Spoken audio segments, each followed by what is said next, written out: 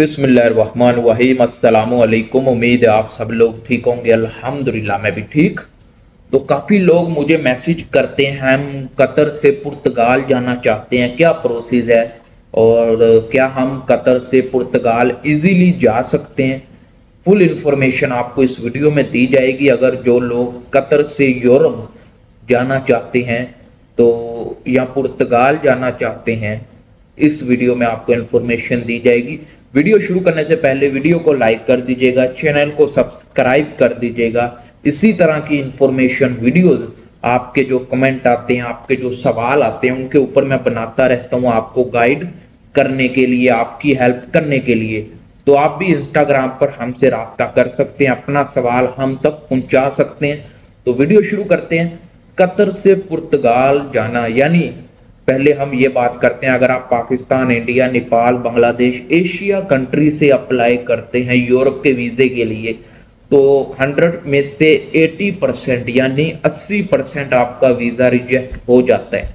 अगर आप Qatar, Saudi अरब, Dubai, अमारात कंट्री यानी अमारात में कुवैत, ओमान, बहरीन, ऐसी कंट्रीज आ जाती हैं। अगर आप इन कंट्री से अप्लाई करते हैं, सेम आपकी नेशनैलिटी एशियन कंट्री है, पाकिस्तान, इंडिया, नेपाल, श्रीलंका, लेकिन आप अगर कतर से या अरब कंट्री से अप्लाई करते हैं यूरोप के वीज़े के लिए, तो 100 में से 95% आपका वीज़ा अप्रूवल हो जाता है, यानी आपका वीज़ा लग जाता है।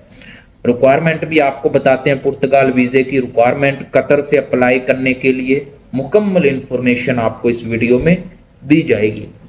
रिक्वायरमेंट जो बेसिक रिक्वायरमेंट होती हैं वो आपका नंबर 1 बैंक अकाउंट होना चाहिए। किसी भी अरब कंट्री में आप मौजूद हैं, आपका एक बैंक अकाउंट होना चाहिए, क्योंकि बैंक अकाउंट अगर आपका होगा तो 6 मंथ की बैंक स्टेटमेंट आपको निकालने के लिए मुश्किल नहीं होगी। अगर आपकी सैलरी अकाउंट है तो फिर मुश्किल है, आप नहीं जा पाएंगे। लेकिन बैंक अकाउंट ओपन करने के लिए ज़्यादा मुश्किल की बात नहीं है। अगर आप बोलेंगे कतर में या अरब कंट्री में बैंक अकाउंट ओपन करने के लिए क्या रिक्वायरमेंट होती है, मैं उस पर भी वीडियो बना दूंगा।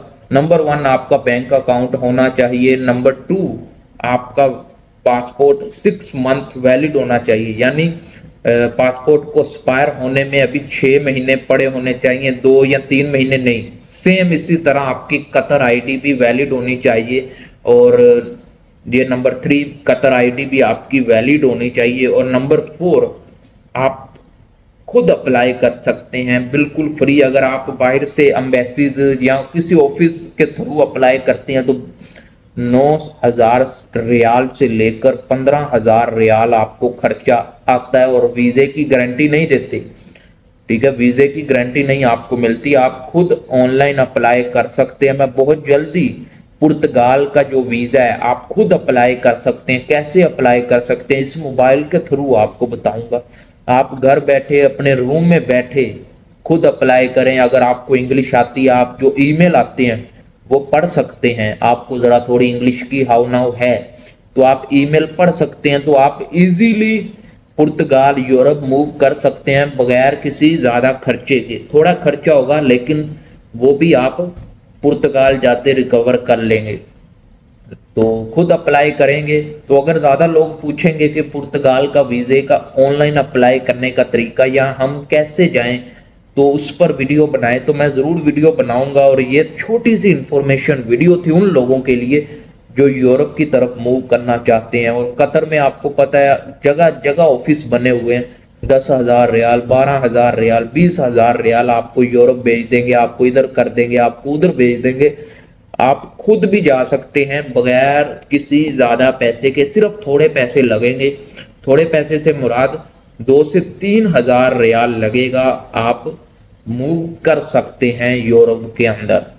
यूरोप के अंदर पुर्तगाल में अगर आप मूव करना चाहते हैं तो बहुत ही आसान है।